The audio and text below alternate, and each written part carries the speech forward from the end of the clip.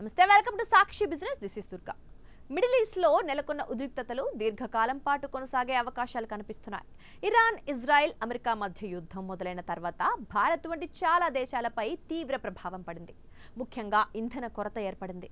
భారత్లో petrol, diesel కొరత కంటే ఎల్పీజీ గ్యాస్ సిలిండర్ల కొరత తీవ్రంగా వేధిస్తోంది. హార్ముజ్ జల సంధిపై ఇరాన్ ఆంక్షలు విధించడంతో ఎల్పీజీ దిగుమతులు ఒక్కసారిగా ఆగిపోయాయి.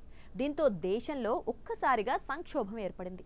ఈ క్రమంలోనే కమర్షియల్ వినియోగంపై పరిమితులు విధించిన కేంద్రం గృహ వినియోగానికి అధిక ప్రాధాన్యం కల్పించింది. అయినప్పటికీ సిలిండర్ల కొరత ఉంది. ఈ క్రమంలో ప్రభుత్వ రంగ చమురు కంపెనీలు ఇంధన కొరతను అధిగమించేందుకు చర్యలు చేపట్టాయి. ఇందులో భాగంగా సిలిండర్ బరువు తగ్గించే యోజనలో ప్రభుత్వ రంగ ఆయిల్ మార్కెటింగ్ కంపెనీలు ఉన్నట్లు తెలుస్తోంది.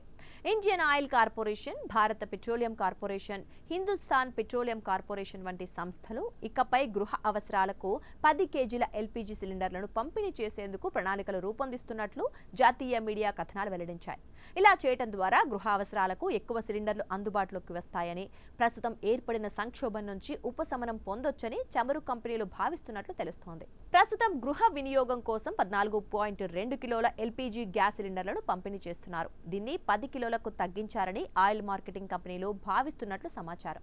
అయితే కొత్తగా 10 కిలోల సిలిండర్లను ప్రవేశపెట్టడానికి బదులుగా ప్రస్తుతం ఉన్న పాత సిలిండర్లలోనే 10 కేజీల ఎల్పీజీని నింపి అందించే అవకాశాలను పరిశ్రమ వర్గాలు పరిశీలిస్తున్నట్లు మీడియా కథనాలు పేర్కొన్నాయి.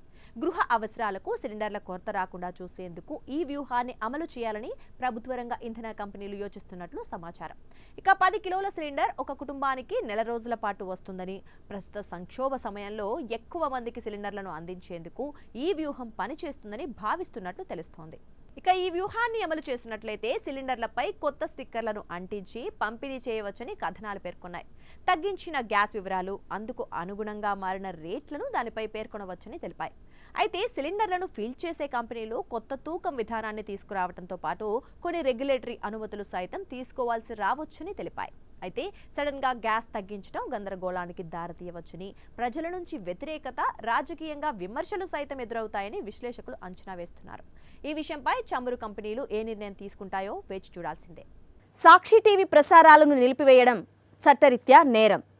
సాక్షి టీవీ ప్రసారాల కోసం మీ స్థానిక కేబుల్ ఆపరేటర్ని వెంటనే సంప్రదించండి. డిటిహెచ్లో, ఇంటర్నెట్లో కూడా సాక్షి టీవీ ప్రసారాలను వీక్షించవచ్చు.